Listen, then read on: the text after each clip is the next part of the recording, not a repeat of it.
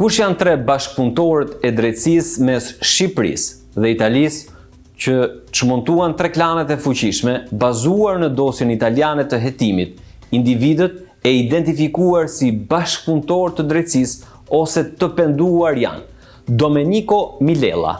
Ai identifikohet në mënyrë të qartë si një i penduar bashkëpunëtor i drejtësisë. Ai përshkruhet si në krye të klanit Palermiti në Bari. Deklaratat e tij thuhet se kanë ofruar njohuri të vlefshme mbi strukturën dhe operacionet e anës italiane të rrjetit kriminal. Domenico Milella përshkroi klanin Palermiti duke marrë kokainën direkt nga visi i Pojës.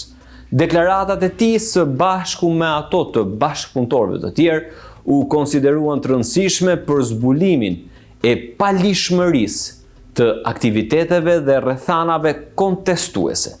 Bashkëpunimi i tij çoi në sekuestrimin e 7 paletave me heroinë.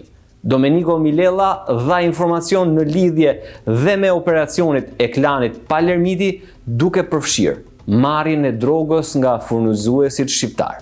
Ai ju referua konkretisht kreut të grupit Palermiti, Eugenio Palermiti, duke treguar pozicionin dhe njohuritë e tij brenda klanit. Ai detajoi diskutimet në lidhje me vjedhjen e ngarkesës së drogës të përmendur në dosje për gjatë vitit 2018, që përfshinte grupin Palermiti dhe furnizuesit shqiptar. Ai konfirmoi se klani italian merrte kokainë edhe nga Adi Çopa dhe nga Erigel Spresi, duke theksuar marrëdhënien e drejt për drejt mes tyre.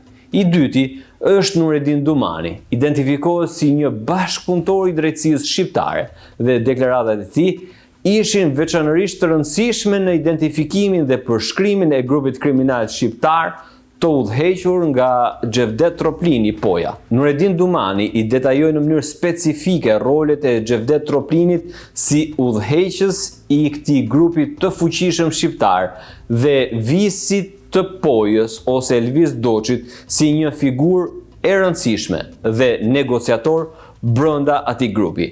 Ai e përshkroi Elvis Doçin si pjesë e këtij grupi të madh dhe një nga individët më të fuqishëm brenda kësaj organizate. Ai dha një informacion në lidhje me operacionet ndërkombëtare të grupit, duke përfshirë trafikimin e heroinës dhe kokainës dhe ndikimin e tyre në zona si Gjermania dhe Italia. Nuredin Dumani i përmendi gjithashtu njohjet e tij për Adi Çopën.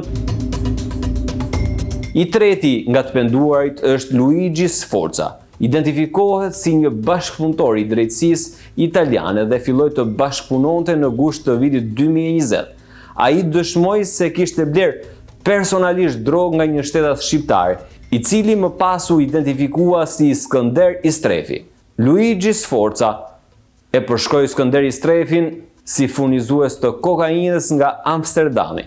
Ai tregoi përvojat e tij në lidhje me trafikimin e drogës, duke përfshirë takimin me Skënderin në Amsterdam dhe diskutimet rreth çmimeve të drogës.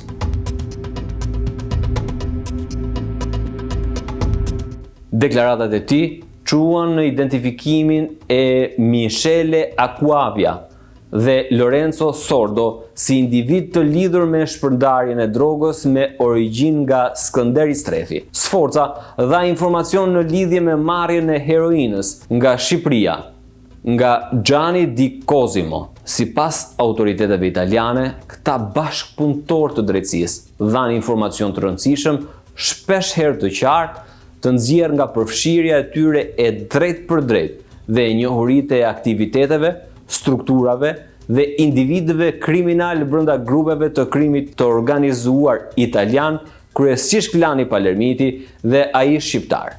Deklaratat e tyre ndihmuan në rindërtimin e ngjarjeve, identifikimin e pjesëmarrësve dhe vërtetimin e provave të mbledhura përmes mjeteve të tjera hetimore, siç janë komunikimet e përgjuara.